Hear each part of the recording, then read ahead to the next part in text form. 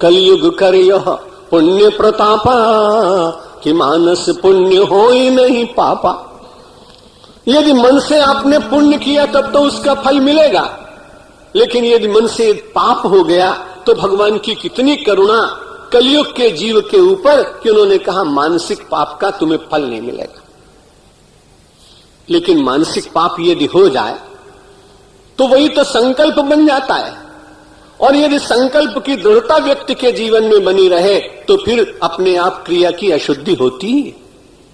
संध्या इसलिए की जाती है कि मानव के मन में यदि पाप आ जाए तो रात्रि भर का पाप प्रातःकालीन संध्या से मुक्त हो, और दिवस भर का पाप सायंकालीन संध्या से मुक्त हो जाए, और व्यक्ति रोज का रोज अपने सारे व्यवहार को शुद्ध रखने का प्रयत्न कर पाए। न रूप मस्येह तथोपलभ्यते नान्तो न चाविर न च संप्रतिष्ठा अश्वत्थमेनम सुविरूढ़ मूलम। इसका मूल बहुत ही सुदृढ़ है, इसलिए करना चाहिए। क्या करना चाहिए? असंग शस्त्रेण दृढ़ेन छित्वा। भगवान ने कहा इसे आसक्ति के कुल्हाड़े से, अनासक्ति के कुल्हाड़े से इसको काट डाली। संसार कभी कटता तो है नहीं। अगर ऐसा होता तो वैज्ञानिक ने मालूम कितनी आरियां निकाल देते और लोग ले आते अपने, बटन दबाते और संसार कट जाता।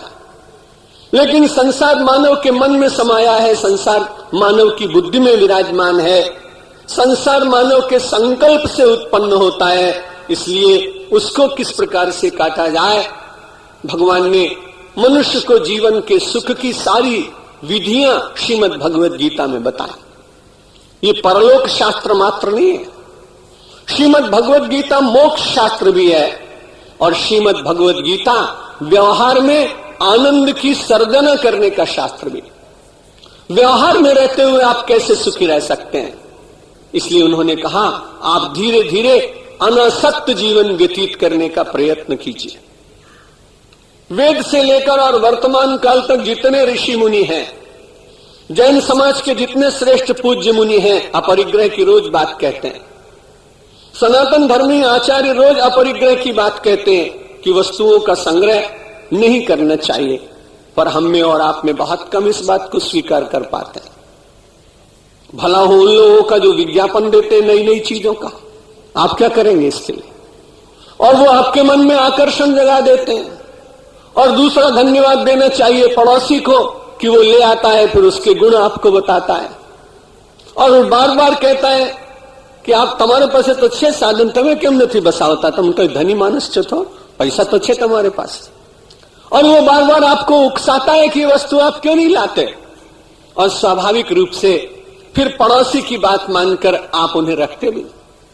इसलिए वेद के काल के ऋषि से लेकर और वर्तमान विनोबा और मध्य में भगवान महावीर और बुद्ध, इन सब लोगों के कहने पर भी, शंकराचार्य के कहने पर भी व्यक्ति ने वस्तुओं के संग्रह का अभ्यास बंद नहीं किया। भगवान श्री कृष्ण इस दुर्बलता को बहुत पहले से जानते थे, इसलिए उन्होंने कहा ही नहीं कहीं कि तुम वस्तुएं मत रखो, क्योंकि भगवान स्वयं कितने आनंद के साथ रहते थे। वो जानते थे कि जब मैं इतने वैभव में रहता हूं तो लोगों को मैं त्याग की बात कहूंगा तो लोग स्वीकारेंगे नहीं।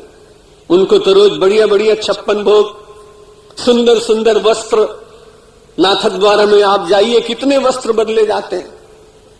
तो भगवान को यह सब बहुत प्रिय था, इसलिए वो जानते थे कि मानवीय दुर्बलता है, कितना भी आप उसे समझाइए वो वस्तुओं का पूर्ण परित्याग नहीं कर पाएगा। इसलिए भगवान ने एक नई विधि बताई। क्रांतिकारी कृष्ण है, लीक से हटकर बात कहते हैं, परंपरा को बहुत स्वीकार करते हुए भी परंपरा पर कभी कभी आघात भी करते हैं।